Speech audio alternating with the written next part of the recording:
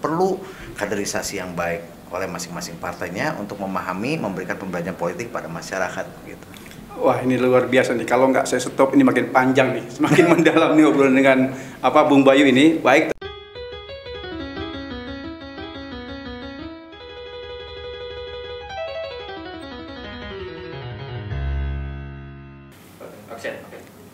Assalamualaikum warahmatullahi wabarakatuh. Hai teman-teman pemilih, welcome to podcast Corner KPU Kabupaten Bogor dengan semangat 5S. Salam, sapa, senyum, sigap, dan sehat. Mari kita wujudkan pemilu dan pemilihan yang lebih baik. Salam Bitter. Masih bersama saya Erik Fitriadi, anggota KPU Kabupaten Bogor. Telah hadir di tengah-tengah kita Ketua DPC PDIP Perjuangan Kabupaten Bogor, Bung Bayu Sajohan. Sebelumnya apa kabar Bang? Sehat Bang? Alhamdulillah baik. Nah, teman pemilih, sebelum kita melanjutkan obrolan lebih panjang dan lebih dalam dengan Bung Bayu ini, kepada teman-teman pemilih silakan untuk mensubscribe, like dan share, serta nyalakan lonceng notifikasi, serta follow medsos KPU Kabupaten Bogor di bawah ini. Apa kabar Bung Bayu? Alhamdulillah baik. Sehat ya? Sehat, sangat sehat. Alhamdulillah dalam masa pandemi ini tidak kurang sesuatu apapun. Alhamdulillah. Kira-kira kegiatannya apa? Ya, sementara ini kita fokus ya. Saya sebagai Ketua DPC PD Perjuangan diinstruksikan oleh Ketua Umum kami maupun Ketua DPD kami agar terus berjibaku, bersinergi dengan masyarakat untuk mengatasi pandemi di Kabupaten Bogor. Ya, jadi berbagai kegiatan telah kami banyak lakukan. Dari sepanjang 1,5 tahun ini kita terus melakukan hal-hal yang sifatnya kegiatan sosial, membantu masyarakat. Salah satu contohnya kita melaksanakan vaksin bulan lalu ya di kantor kami. Ya, alhamdulillah ribuan orang juga hadir dan kita juga membantu mereka dengan sembakonya.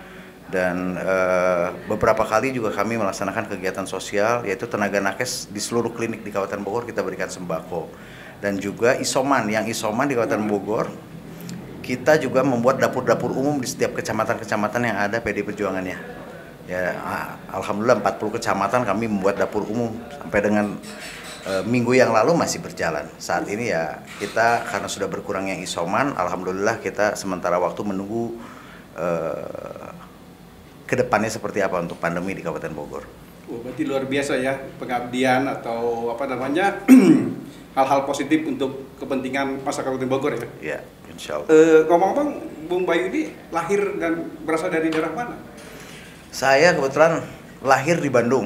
Lahir di Bandung. Tapi lama di Bogor dari tahun 90, jadi lebih dari 5 tahun, apalagi sekarang puluhan tahun ya pasti jadi orang Bogor. Jadi orang Bogor ya? Betul gitu ya. Kalau asli Sunda? Sunda saya. Oh Sunda ya? Sunda. Luar biasa ini. Jadi sudah benar kalau jadi ketua DPC PDIP Perjuangan Kabupaten Bogor gitu ya? Ya memang ada juga orang tua kami yang ada darah Sumateranya, ada Palembang begitu ya. Tapi ya banyaknya Sunda. Wong gitu. Apa yang membuat Bung Bayu tertarik di dunia politik ini? Saya masuk ke politik sebenarnya dari semenjak lulus sekolah menengah atas gitu ya di Bandung. Sudah ikut-ikut anak-anak tapi tidak masuk dalam struktur partai. Ya. Lalu setelah saya kuliah sambil bekerja di Bogor tahun 90 sudah mulai tertarik. 96, 97 itu saya udah masuk Dewan Pimpinan Cabang PDI, waktu itu belum dengan Perjuangan. Ya alhamdulillah saya melihat ada ketertarikan pada PDI Perjuangan yang pada saat itu banyak terzolimi ya waktu itu. Saya ada timbul rasa simpati gitu. Sehingga pada saat itu saya juga bagaimana melakukan pengabdian sesuai dengan platform partai kami di PDI waktu itu atau sekarang ini PDI Perjuangan. Dan itu saya pegang kuku sampai dengan saat ini begitu Pak Erik. Jadi dari awal itu di PDIP? Betul, saya tidak pernah ke lain hati. Oh, tidak ingin pindah juga? Enggak juga, karena hampir semua partai saya rasa juga purpose-nya atau tujuan akhirnya sama menurut saya ya. Akan tetapi tergantung daripada mental moralitas orang-orangnya atau kepengurusan atau yang mengurusnya tadi, yang menjalankan visi misi daripada partainya masing-masing. Nah, ini terkait dengan visi dan misi. Kira-kira Ya. apa sih visi dan misi PD Perjuangan khususnya di Kabupaten Bogor, Bung Bayu? Kalau muatan lokal di PD Perjuangan, kita tentunya mengikuti yang di atas kami di Jawa Barat. Kabupaten Bogor bangkit, bergerak, berjuang bersama rakyat untuk kesejahteraan masyarakat di Kabupaten Bogor. Itu mungkin visi kami. Luar biasa ya. Jadi visinya itu sudah tertanam kira-kira begitu ya. Insya Allah. Nah, lalu apa nih persiapan DPC PD Perjuangan Kabupaten Bogor menyongsong pemilu 2024? Kalau strategi tentunya dari partai kami, masing-masing partai pasti punya strategi untuk memenangkan bagaimana di 2024. Namun kami juga punya target bagaimana dengan kepemimpinan saya yang baru menjadi ketua ya, 2 tahun terakhir ini untuk memenangkan PD Perjuangan di Kabupaten Bogor.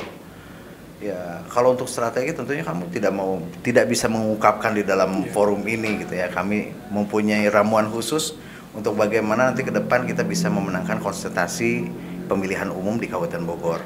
Akan tetapi tentunya tujuan kami tentunya untuk merebut kekuasaan. Karena semua partai politik tujuan akhirnya adalah merebut kekuasaan di daerah. Namun kami bukan semu, artinya merebut kekuasaan itu dengan betul untuk kesejahteraan masyarakat di Kabupaten Bogor. Sesuai dengan saya pernah berkampanye di Kabupaten Bogor, saya juga pernah ikut di 2018 calon kepala daerah di Kabupaten Bogor. Ya tentunya kampanye atau visi misi yang saya ungkapkan kepada masyarakat sepanjang saya melakukan kampanye yang dulu sampai dengan saat ini juga tidak berubah. Kita akan tetap konsisten dengan apa yang menjadi substansi PD Perjuangan membela wong cilik dan bersama rakyat. Gitu. Jadi ada target-target yang ingin dicapai ya di 2024 itu ya? Pastinya ya. Kira-kira kalau untuk strategi tadi rahasia lah karena ini menjadi dapur ya, menjadi dapurnya dari PDP gitu ya.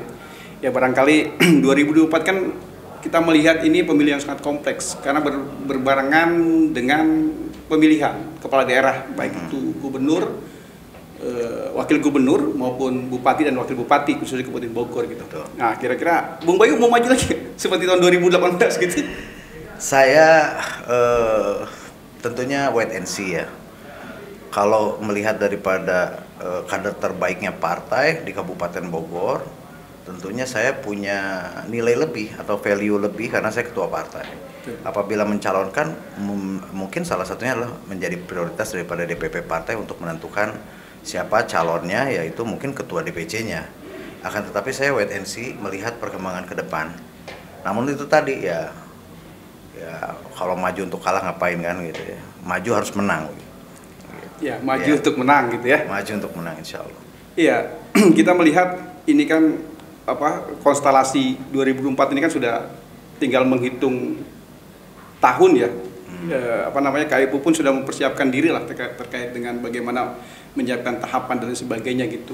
Ya kita berharap semua bahwa pemilu 2024 ini jadi hal yang baik itu bagi proses pelaksanaan demokrasi bukan hanya di Kabupaten Bogor, tapi di seluruh wilayah Republik Indonesia gitu.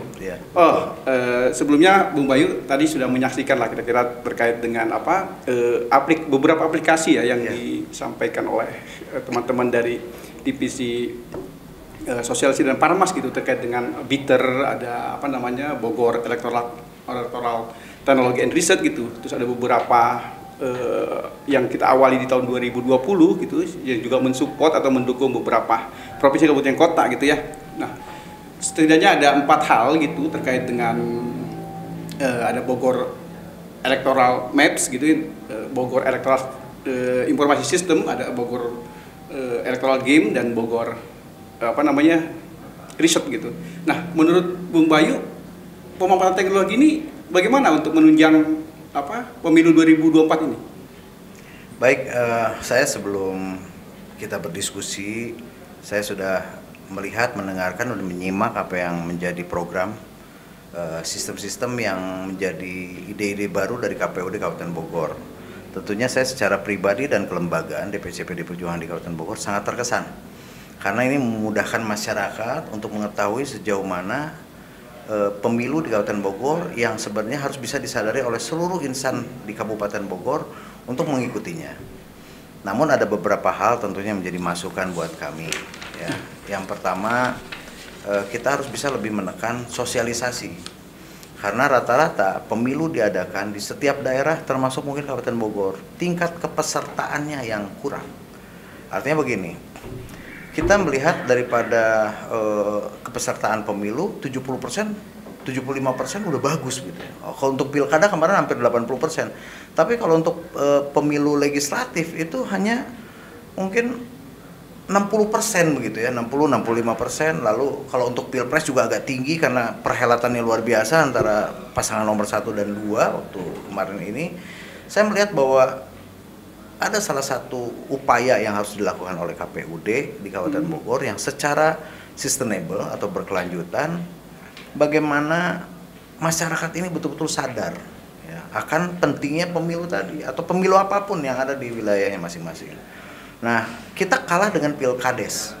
Terkadang ya, di beberapa daerah di Kabupaten Bogor kalah sama pilkades. Kenapa? Pilkades, partisipasi masyarakatnya ya? Iya, partisipasi masyarakatnya luar biasa. Karena apa? Ini keburukan ya. Jadi pembelajaran politik buat masyarakat di Kabupaten Bogor juga perlu ya, dengan sosialisasi KPUD tentunya menjadi alat dan peran serta semua masyarakat, tokoh masyarakat untuk menyadarkan tadi. Ya kita lihat kepesertaan pilkades, hampir 90%, 95%, 100% ikut semua pada saat pilkades. Karena apa? Ada duitnya. Jadi orang mau dia memilih kalau dirangsang gitu kan. Nah ini kan buruk sekali. Iya, kalau dalam pemilu kan itu pelanggaran pidana itu. Pelanggaran pidana akan tetapi terus itu menjadi bukan rahasia umum lagi, itu dilakukan. Nah, saya juga ingin menghimbau juga Panwaslu juga di Kabupaten Bogor untuk di daerah-daerah lain secara umum juga sangat dibutuhkan kehadirannya, sanksinya dan sebagainya. Ini saya ya artinya di depan mata sekalipun kita mengetahui secara bisalah KPUD atau mungkin aparat KPUD atau di dalam pemilu nanti kontestan pemilu mengetahui banyak kecurangan-kecurangan dilakukan, terutama money politik. Nah ini yang harus bisa juga diantisipasi oleh Badan Pengawas Pemilunya, Panwaslunya yang ada di Kabupaten Bogor.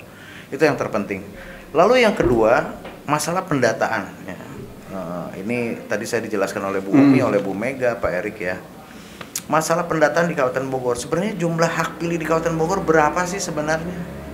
3,4 jutaan. 3,4. Sekarang mungkin 2024 bisa 3,6 kurang lebih. Iya, memang itu estimasi kita sekitar estimasi 3,6.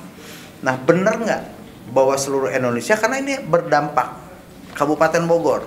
Kalau kita sisir di mana ada kaki lima yang ada di Kabupaten Bogor, tanya rata-rata mereka kaki lima restoran banyak yang dari luar daerah.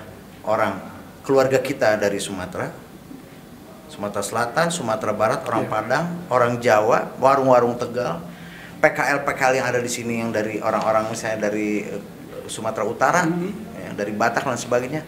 Rata-rata mereka berusaha memiliki bisnis di Kabupaten Bogor dengan omset yang sebenarnya kelihatannya biasa-biasa padahal dia besar. Tanya KTP-nya KTP mana? Ya, rata-rata mereka itu KTP-nya di luar.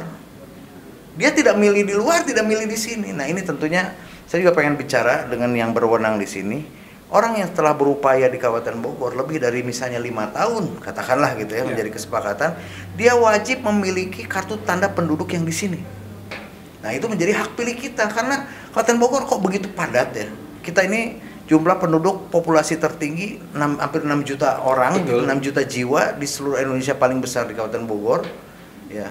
Akan tetapi sepertinya kok lebih kalau kita teliti lebih dalam lagi. Banyak orangnya luar biasa nggak kelihatan karena memang luas wilayah kita. Tapi setiap saya beberapa kali waktu itu melakukan sosialisasi dengan masyarakat, berkampanye dengan masyarakat, saya tanya, Mas, udah berapa tahun sini? Weh, saya udah belasan tahun. Udah punya KTP sini nggak? Saya hidup di sini nggak kemana-mana. Di Tegal, di Cilacap, di Cirebon, di Indramayu. Kalau pemilu pulang nggak? Hehe, enggak. Jualannya di sini jadi laku, tambah laku. Nah ini tentunya perlu perhatian pemerintah daerah untuk artinya membantu juga pemerintah secara keseluruhan baik di Jawa Barat maupun tingkat nasional. Karena sebenarnya jumlah populasi kita bisa saja tidak 260 juta, tapi lebih dari itu. karena tidak ketahuan dan dia tidak terdaftar atau terdaftarnya di luar daerah di Kabupaten Bogor atau Jawa Barat.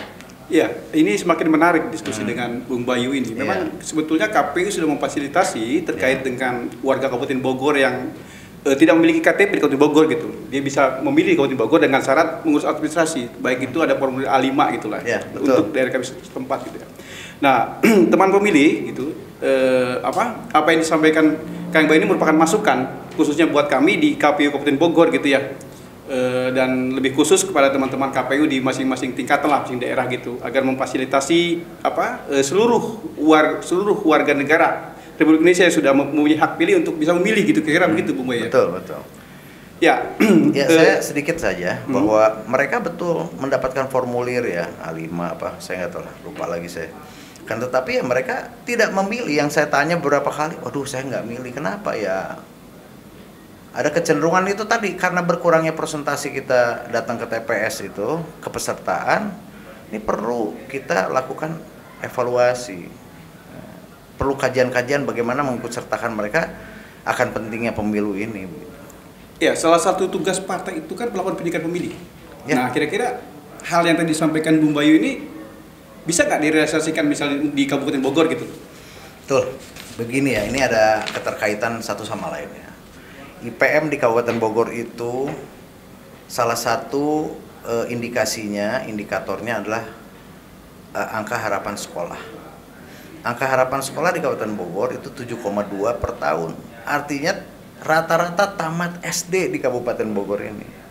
Nah, kendalanya apa? Kaitannya SDM, sumber daya manusia yang dimiliki di Kabupaten Bogor ini sangat rendah sekali. Ya kami sebagai partai politik di Kabupaten Bogor di dalam melakukan sosialisasi terus mengajak serta masyarakat, tokoh masyarakat ya atau mungkin dari kader-kader kami, bentuk kepengurusan kami sampai dengan tingkat di kadus atau RW itu juga kami juga selalu memberikan masukan pada mereka agar memberikan kesadaran politik, pembelajaran politik. Nah tapi terkadang ini pasti dialami oleh partai politik yang lainnya. Sumber daya manusianya di masing-masing yang ada kepengurusan di seluruh partai mungkin di Kabupaten Bogor yang ke bawah yang perlu kaderisasi yang baik oleh masing-masing partainya untuk memahami, memberikan pembelajaran politik pada masyarakat gitu. Wah ini luar biasa nih, kalau nggak saya stop ini makin panjang nih, semakin mendalam nih obrolan dengan Bung Bayu ini. Baik teman pemilih gitu ya. Saya pikir yang disampaikan oleh Bung Bayu ini bisa sebagai bentuk pemikiran gitu ya untuk pemilu 2024 yang lebih baik, kira-kira bukan hanya di tataran partai politik gitu ya maupun kepada pemilih gitu ya. Sebelumnya kami mengucapkan terima kasih gitu atas kehadiran Bung Bayu gitu ya, moga-moga dari teman-teman Bung Bayu dan perangkat-perangkatnya di ini bisa juga melakukan like, subscribe gitu, tinggal dihimbau gitu.